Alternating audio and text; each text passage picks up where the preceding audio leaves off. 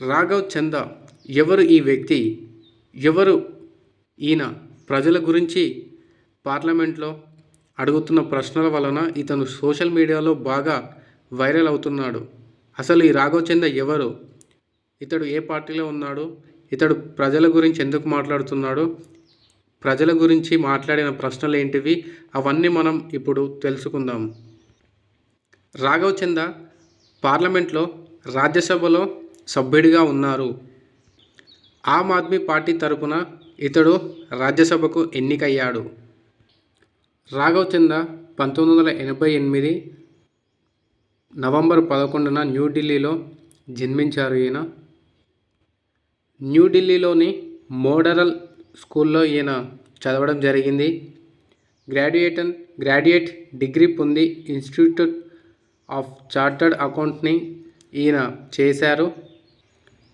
Deloitte మరియు grant థార్నట్ వంటి accounts సంస్థలతో కలిసి ఈయన రాఘవ్ చందా పనిచేశారు. ఆమ్ ఆద్మీ పార్టీ నుండి 2012లో ఢిల్లీ లోక్పాల్ బిల్లును రూపొందించడంలో అరవింద్ కేజ్రీవాల్ ప్రోత్సహించారు. ఇదే ఆయన మొదటి రాజకీయ పని కూడా.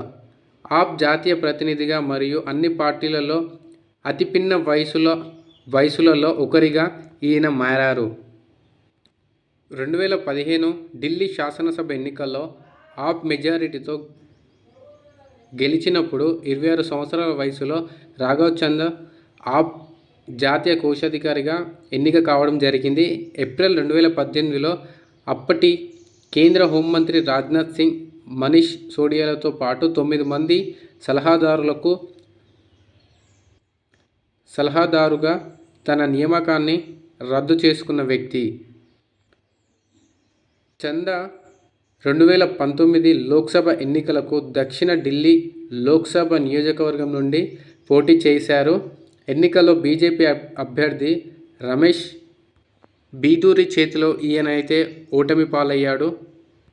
అయితే 1980 నుండి బీజేపీకి బలమైన కోటగా దక్షిణ ఢిల్లీ బీజేపీకే ఉంది మరియు విజయ్ కుమార్, మదన్ లాల్ ఖురానా, సుష్మా స్వరాజ్, మల్హోత్రా, రమేష్ బీదూరి వంటి ప్రముఖులు, అలాగే బీజేపీ సైద్ధాంతిక మరియు రాజకీయ పూర్వీకుడు భారతీయ జనసంఘ్ యొక్క బాలరాజ్ మధోక్ ప్రాతినిధ్యం అయితే వహించారు. 2022లో పంజాబ్ శాసనసభ ఎన్నికలకు ఆమ్ ఆద్మీ పార్టీ తరపున పంజాబ్ సహా ఇన్ఛార్జిగా నియమించబడ్డారు. పార్టీ అఖండ విజయంలో కీలక పాత్రను అయితే పోషించాడు రాఘవ్ చంద్. ఇక్కడ ఆమ్ ఆద్మీ పార్టీ 117లో 92 స్థానాలను అయితే కైవసం చేసుకుంది. ఢిల్లీ విధానసభలో ఎమ్మెల్యే రాఘవ్ చంద్ 2020 ఢిల్లీ శాసనసభ ఎన్నికల్లో రజీందర్ నగర్ నుండి పోటీ చేసి బీజేపీ అభ్యర్థి అయిన ఆర్పీ సింగ్పై 20,058 ఓట్ల ఆధిక్యంతో గెలిచారు. ఆయన మొత్తం ఓట్లలో 57.6% భారీ ఓట్లను సాధించాడు రాఘవ్ చంద్. ఎన్నికల తర్వాత ఆయన ఢిల్లీ జల్ బోర్డు వైస్ చైర్పర్సన్గా నియమితులయ్యారు. ఢిల్లీ నీటి నిర్వహణ వ్యవస్థలను గణనీయంగా మెరుగుపరిచారు. స్వచ్ఛమైన 24/7 పైపుల నీటి సరఫరాను అందించడం మరియు యమునా నదిని శుభ్రపరచడంపై ఈయన దృష్టి పెట్టారు. పంజాబ్లో పార్టీ విజయంతో 2022 సెప్టెంబర్ 18న రాఘవ్ చంద్ను 2022 గుజరాత్ శాసనసభ ఎన్నికలకు సహా ఇన్ఛార్జిగా నియమించారు. రాజ్యసభలో ఆమ్ ఆద్మీ పార్టీ నాయకుడిగా ఆయన నియమితులయ్యారు. 33 సంవత్సరాల వయసులో అత్యంత పిన్న వయసుడైన భారతీయ రాజ్యసభకు ఎంపికైనందుకు ఈయన నిలిచారు. రాజ్యసభలో ఆర్థికంపై పార్లమెంట్ స్టాండింగ్ కమిటీ సభ్యుడిగా కూడా ఆయన నియమితులయ్యారు. ఈ కమిటీ 3 కేంద్ర మంత్రిత్వ శాఖలకు మరియు ఎన్ఐటిఐ, నీతి ఆయోగ్ రూపొందించిన చట్టాలు మరియు విధానాలను పర్యవేక్షిస్తుంది.